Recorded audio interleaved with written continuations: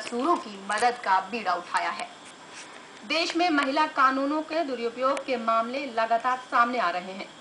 अब इस कानून को बदलने की मांग को लेकर इंदौर में सेव सोशल वेलफेयर सोसाइटी और मुंबई में प्रोटेक्ट इंडियन फैमिली नामक संस्थाएं ऐसे मामलों में पीड़ितों की आवाज उठा रही हैं। इन संस्थाओं के सदस्य वही लोग हैं जो पत्नी या बहु पीड़ित हैं। अब ये संगठन दहेज प्रताड़ना कानून के दुरुपयोग के खिलाफ जन जागृति लाकर इसे बदलने की मांग कर रहे हैं। इस संगठन से जुड़े सदस्यों में इंजीनियर, सीए, एनआरआई, वकील, बिजनेसमैन शामिल हैं।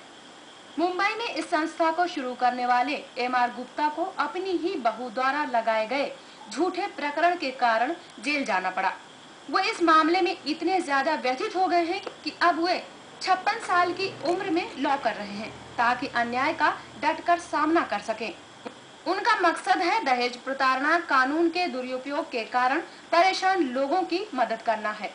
हमारे परिवार में 498A झूठा लगाया गया, तब हमने जो भी कानूनी प्रक्रिया थी वो तो पूरी की, लेकिन उसके आगे चल करके हमने देखा कि हमें कानूनी सलाह वगैरह जो है मार्गदर्शन सही तरीके से नहीं मिल रहा है।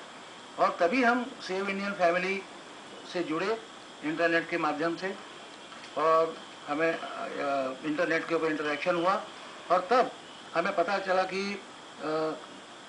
इस प्रकार का कई जगह पर हो रहा है कि उन्हें सही कानूनी प्रक्रिया और वकीलों की तरफ से सही सलाह नहीं मिल पाती।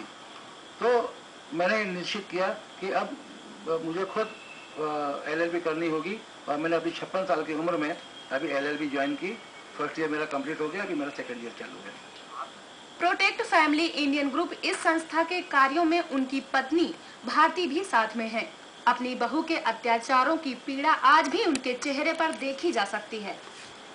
सीधी सी बात है ना, आज हम बेल पर हैं, हम एक क्रिमिनल है ना, हम पर 2 धाराएं लगी हुई हैं, 498 और 406, और हम बेल पर हैं, तो हम अपराधी हैं ना। आज हम अपने पासपोर्ट को वेरीफाई करवाने जाएंगे तो वेरीफाई होगा? मुझे लगता है नहीं होगा। हो सकेगा क्योंकि हमारे फिंगरप्रिंट्स हैं पुलिस स्टेशन में। जिस चीज़ को हम जिंदगी भर नहीं भूल सकते हैं, जिस समय उन्होंने हमारे फिंगरप्रिंट्स लिए, जिस तरीका से फिंगरप्रिंट, जबकि उसमें ऐसा तो नहीं कहा लड़की ने कि मेरा गला दबाया या कुछ किया। फिंगरप्रिंट का क्या मतलब? क्योंकि वो उनका प्रोसीजर है और उसका आरोप ये है कि बेटा जो है सिर्फ अपनी माँ की सुनता, बाहर है मुझे छोड़कर, वो मेरी क्या सुनेगा बाहर रहकर। कहती है, बहू कहती है कि काम पे से आएगा, ऑफिस से आएगा, और माँ बेटा दोनों छिप के बातें करते हैं। कोई बेटा शादी करके माँ के पास बैठेगा?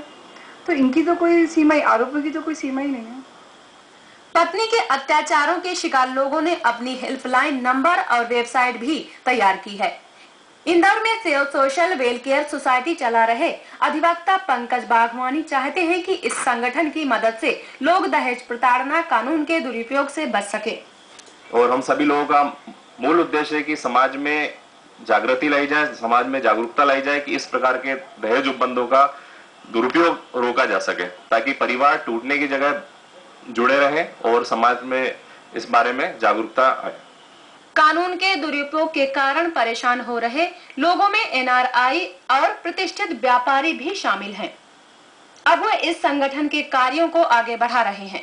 हालांकि कामकाज बिगड़ने और दूसरी परेशानियों से वे व्यथित हैं, लेकिन इस संगठन से जुड़ने के बाद उनका मनोबल बढ़ा है।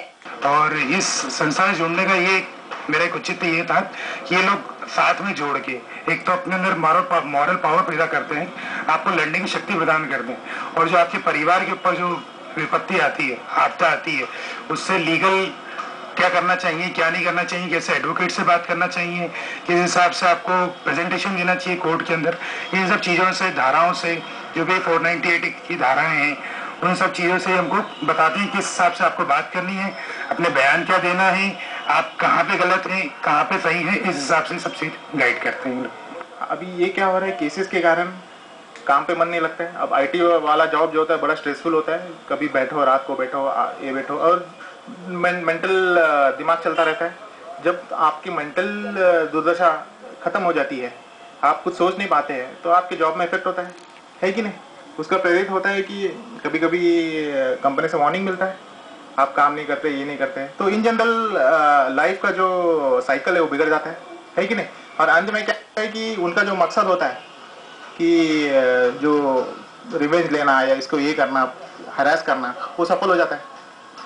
तो मुझे यही कहना है कि ये जो केसेस चलती है लंबी लंबी अवधि पे चलती है कि नहीं। और जैसे लंबी अवधि जितनी चलती रहती है उतना बंदा कमजोर हो जाता है।